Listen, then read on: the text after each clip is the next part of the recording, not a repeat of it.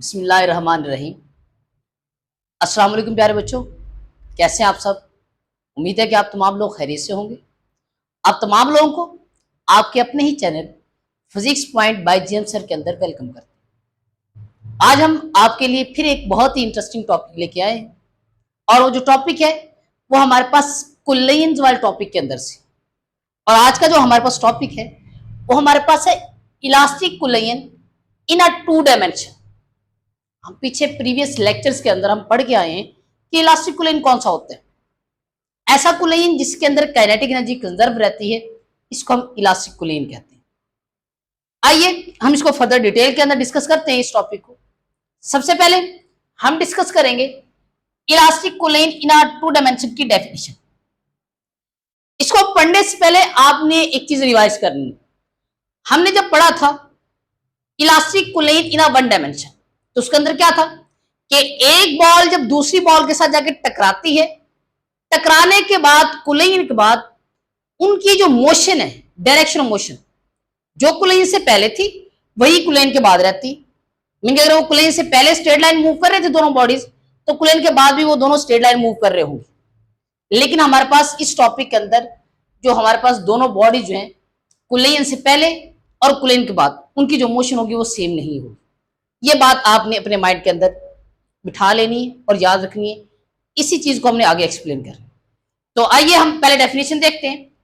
The collision in which motion of two colliding bodies, ऐसा collision जिसके अंदर हमारे पास दो कोलाइडिंग बॉडीज की जो मोशन है do not occur along the initial axis, कि वो हमारे पास जो मोशन है वो इनिशियल एक्सिस के अलोंग नहीं होगी आफ्टर कुलेन के बाद। इस चीज को हम यहां पे प्रूव भी करेंगे। अभी सिर्फ याद रखें कि हमारे पास ऐसा कुलेन जिसके अंदर कुलेन के बाद दोनों बॉडीज की जो मोशन है वो हमारे पास इनिशियल एक्सिस के अलोंग ना हो, जिस एक्सिस के अलोंग पहले ये मूव करके आ रही थी। ऐसी मोशन को या ऐसे कुलेन को हम कहेंगे elastic collision in a two dimension. ऐसा कुलेन जो हमारे पास बॉडी की मोशन जो है इनिशियल एक्सिस की वो दोनों चेंज कर दे। अब यहाँ पे सबसे पहले हम एक्सप्लेनेशन करेंगे। आपको पता है कि एक्सप्लेनेशन समझाने से पहले मैं आपको एक फिगर एक्सप्लेन करूंगा, और फिगर के अंदर हम 3 पॉइंट देखेंगे।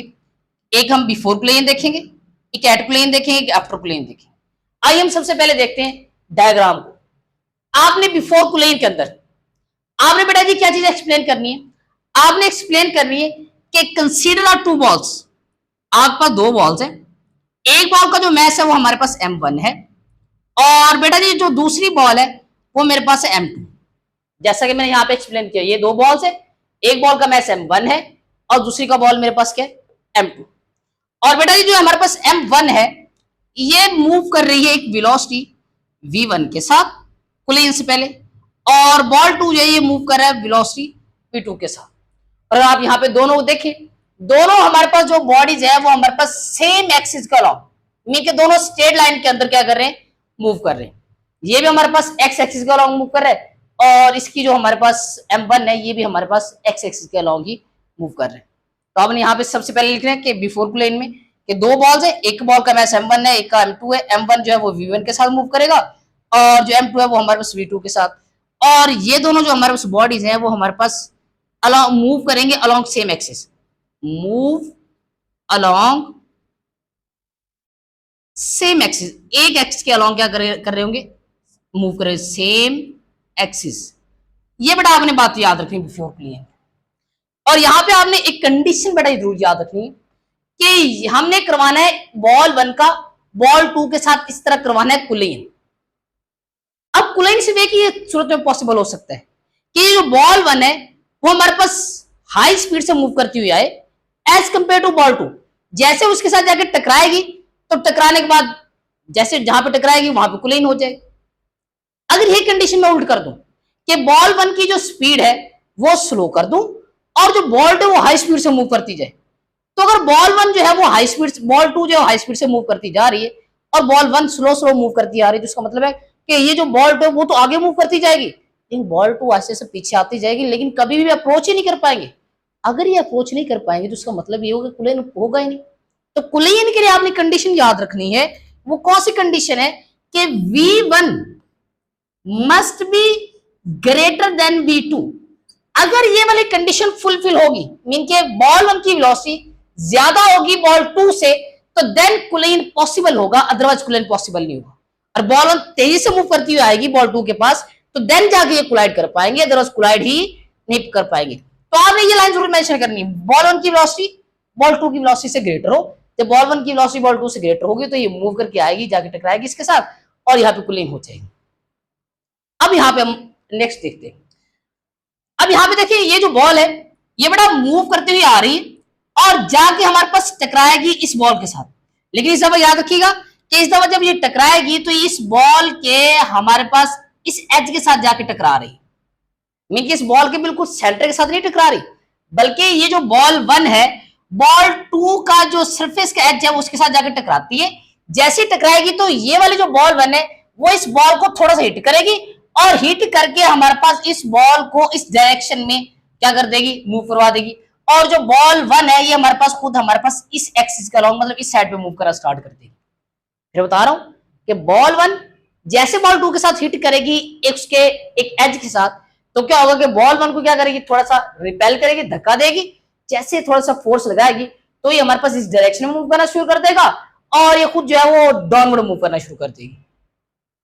अब यहां पे देखना ये कि जैसे आपस में दोनों कोलाइड करते हैं तो कुलाइन के बाद ये हमारे पास जो बॉल 1 है, सॉरी पहले बॉल 2 देखते हैं। बॉल जो 2 है ये हमारे पास एक थीटा एंगल बनाते हुए एक्स एक्सिस के साथ ये हमारे पास एक्स वाई प्लेन के अंदर हमारे पास ये मूव कर रही विद वेलोसिटी v2 प्राइम, क्योंकि हमने पीछे पढ़ा हुआ है जब भी बॉल्स आपस में कोलाइड करती है तो कुलाइन के बाद उसकी उनकी जो वेलोसिटी है वो v2 प्राइम बन जाती है, v2 से v2 प्राइम।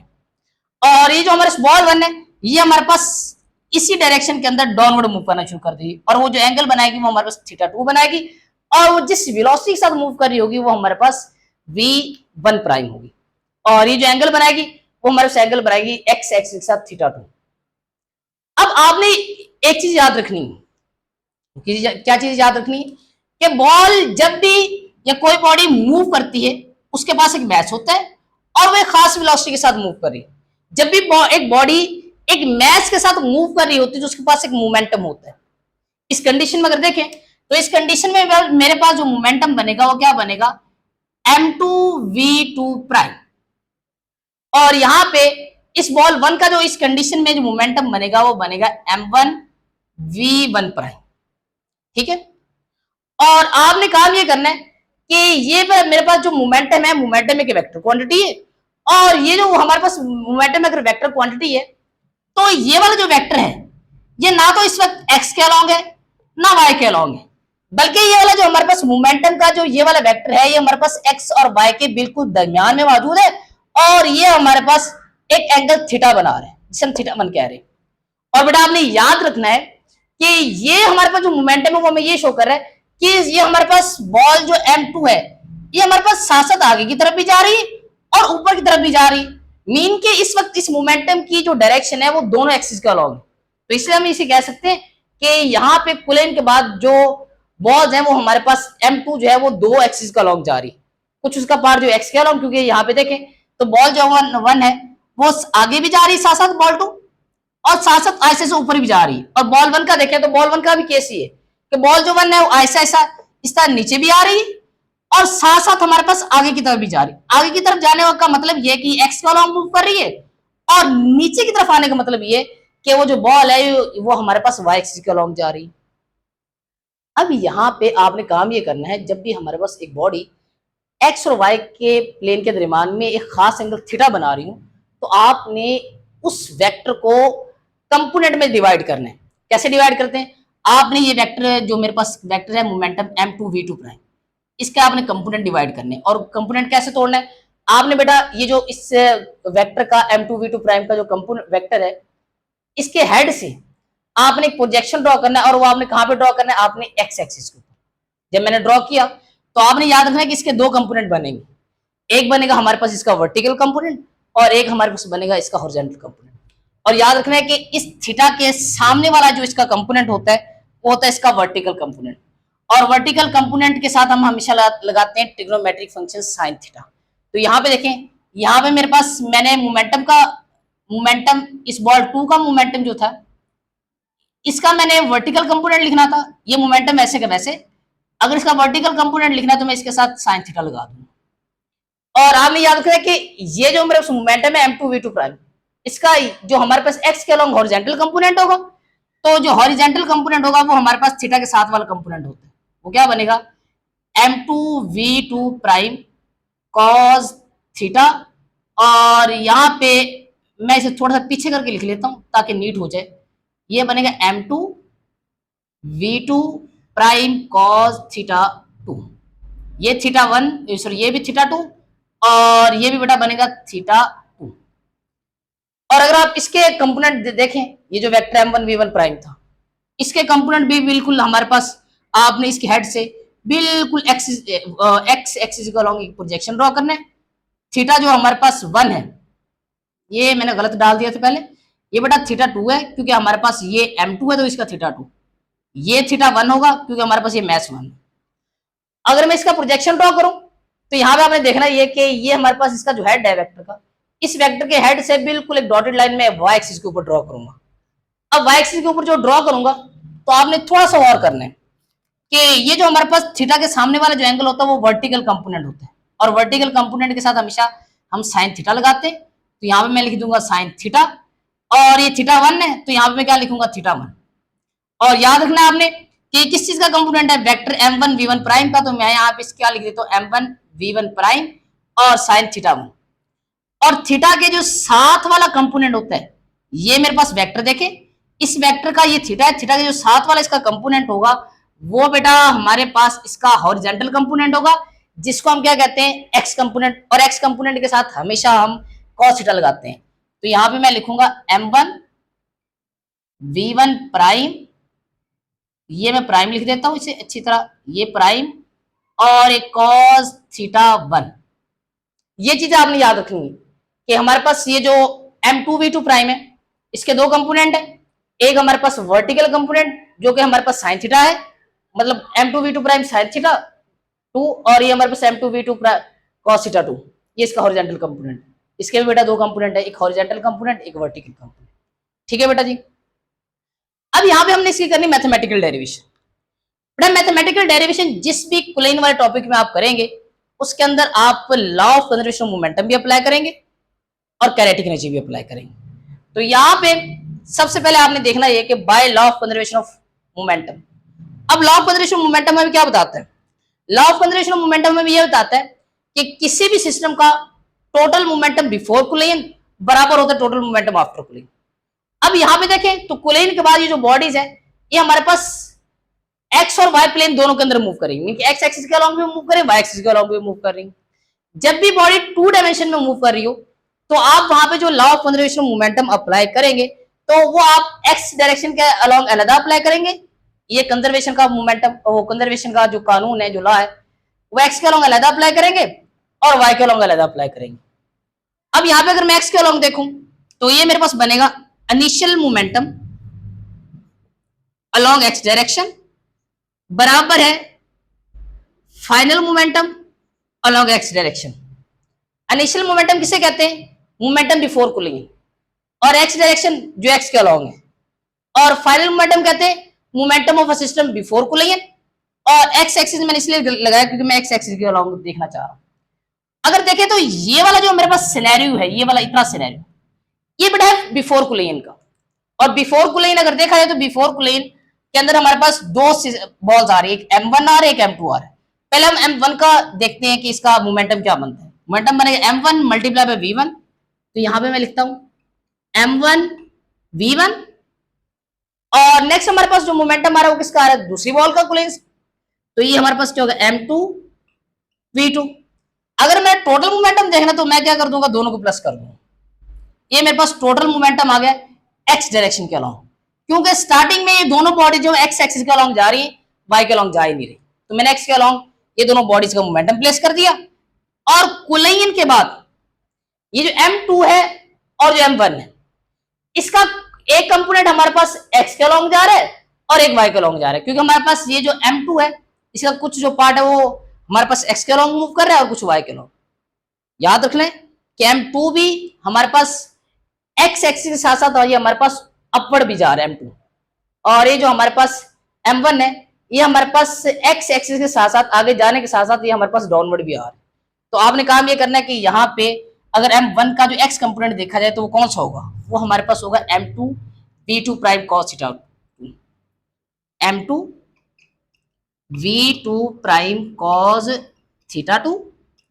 और अगर बेटा आप इसका देखें एक्स कंपोनेंट तो वो क्या बनेगा, M1 V1 prime cos theta 1, M1 V1 prime cos theta 1, और दरमियान में आप प्लस लगा देंगे, दोनों को आप प्लस कर देंगे क्योंकि आपने टोटल मोमेंटम मालूम करना। ये बेटा आपके पास इक्वेशन बन गई, इक्वेशन नंबर 1। इसके बाद बेटा आपने क्या काम करना है, आपने यही law of conservation momentum apply करना है अलोंग वाई डायरेक्शन।